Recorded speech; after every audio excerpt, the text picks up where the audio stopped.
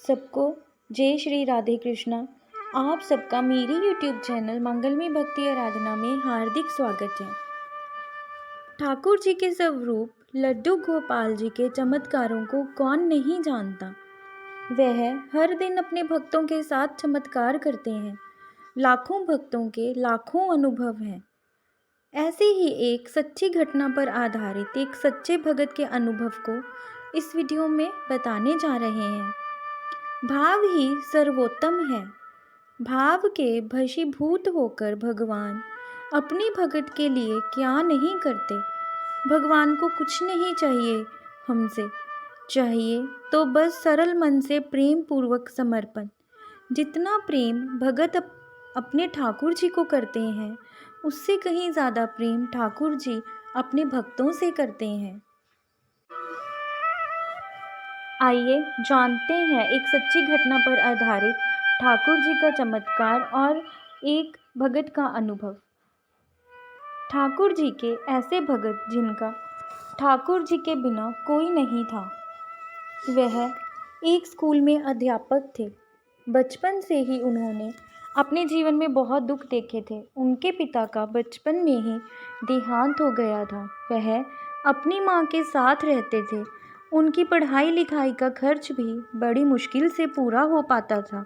वह अपनी माँ के साथ वृंदावन ठाकुर जी के दर्शन के लिए जाते रहते थे।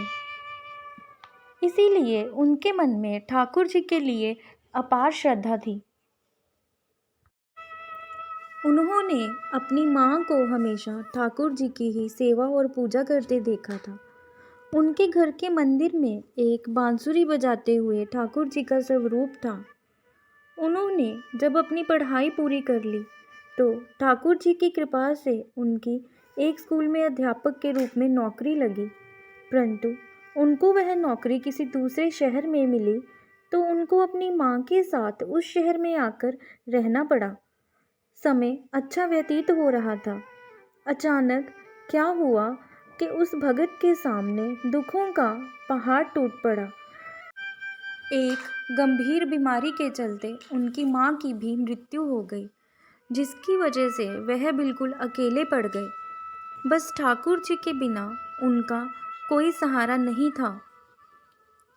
धीरे धीरे उनका मन ठाकुर जी की तरफ ज़्यादा लगने लगा।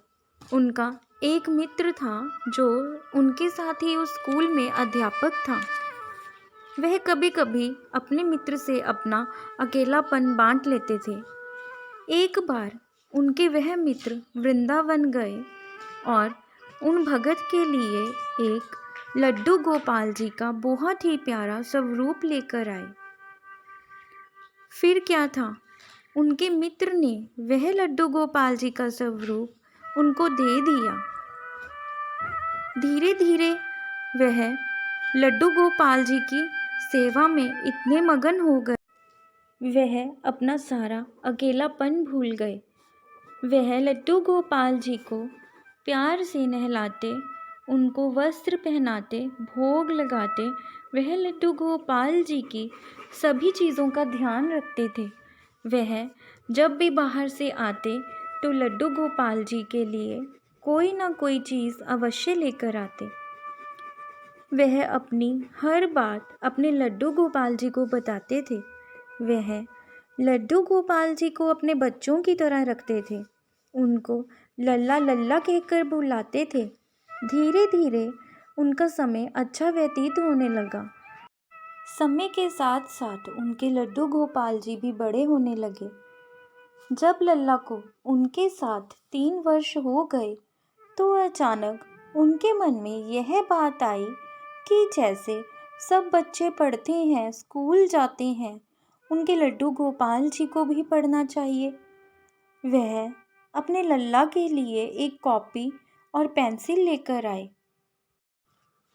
और उन्होंने वह कॉपी पेंसिल लड्डू गोपाल जी के आगे रख दी और लल्ला को बोलने लगे कि अब तुम बड़े हो गए हो लल्ला, तुम्हारी स्कूल जाने की और पढ़ने की उम्र हो गई है, इसीलिए यह कॉपी पेंसिल मैं तुम्हारे लिए लाया हूँ। तुम इसमें पढ़ना लिखना शुरू कर दो। और यह कहकर वह अपने स्कूल चले गए। और फिर जब उन्होंने आकर देखा तो कॉपी में कुछ नहीं लिखा था। वह लल्ला को बोलने लगे कि आज तुमने पढ़ाई क्यों नहीं की। ऐसा कितने दिनों तक चलता रहा।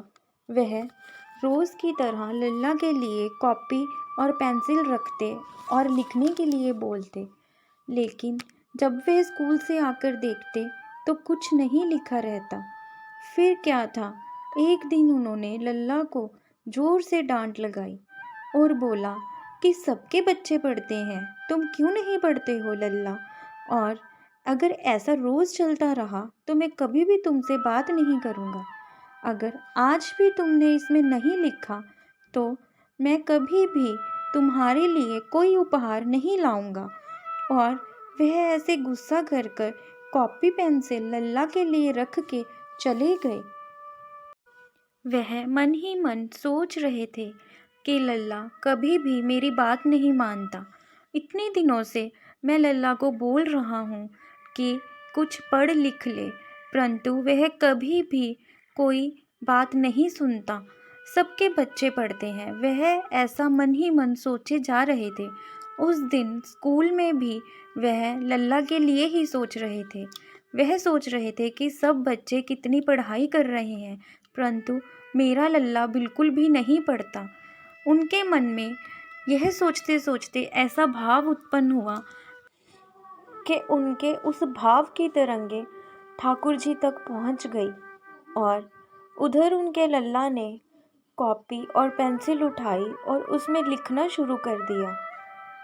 उस दिन जब वह स्कूल से घर आए तो उन्होंने देखा कि लल्ला ने कॉपी में कुछ आड़ी टेढ़ी लकीरें खींची हैं। यह देखकर वह बहुत ही प्रसन्न हुए। उनको लगा कि उनके लल्ला ने उनकी बात मान ली और पढ़ना लिखना शुरू कर दिया। उनके आश्चर्य का ठिकाना नहीं रहा। वह लल्ला को पूछने लगे, लल्ला क्या यह लकीरें तुमने खींची हैं? लल्ला क्या यह लकीरें तुमने खींची हैं? अब तो वह रोज़ जब भी लल्ला के लिए कॉपी पेंसिल रख के स्कूल जाते तो आकर वह देखते कि कॉपी में लल्ला ने वैसी ही कुछ लकीरें खींच रखी हैं, तो वह मन ही मन बड़ा प्रसन्न होते। एक दिन वह अपनी कक्षा में पढ़ा रहे थे तो उनको ठाकुर जी कक्षा में बच्चों के बीच बैठकर पढ़ाई करते हुए दिखे। उनकी आंखों से प्रेम के आंसू बहने लगे। उनको लगा कि अब तो लल्ला उनकी सारी बात मानने लगा है, स्कूल में आकर भी पढ़ाई करने लगा है। जिस कॉपी पर ठाकुर जी लिखते थे, उन्होंने पूरा जीवन उन कॉपी को अपने पास संभाल कर रखा। फिर वह अपने अंत समय में वृंदावन अपने लल्ला को लेकर चले गए और वहीं रहने लगे, वहीं ठाकुर जी की सेवा करने लगे। यह थी एक सच्चे भगत की सच्ची कहानी, जिसमें के ठाकुर जी ने भगत के प्रेम भाव के आगे पढ़ना लिखना भी शुरू कर दिया। आप सबको अगर ये कहानी अच्छी लगी तो कमेंट्स में जय श्री राधे ज़रूर लिखें। वीडियो को लाइक एंड शेयर करें। चैनल को सब्सक्राइब कर बेल आइकन को प्रेस ज़रूर करें। आप सबका समय मंगलमय हो। जय श्री राधे, जय श्री कृष्ण।